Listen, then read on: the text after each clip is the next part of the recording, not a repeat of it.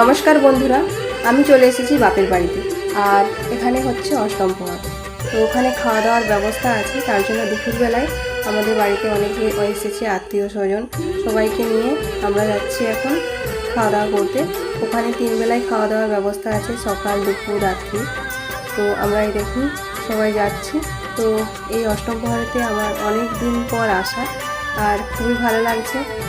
অনেক দিন পর সবার সাথে দেখা, পাড়া প্রতিবেশী সবার সাথে একসাথে খাওয়া।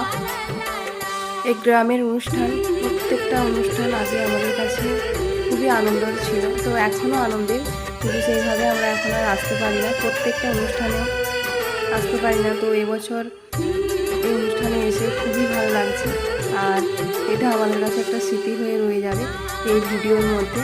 তো তার সাথে আপনাদের সাথে শেয়ার করলাম।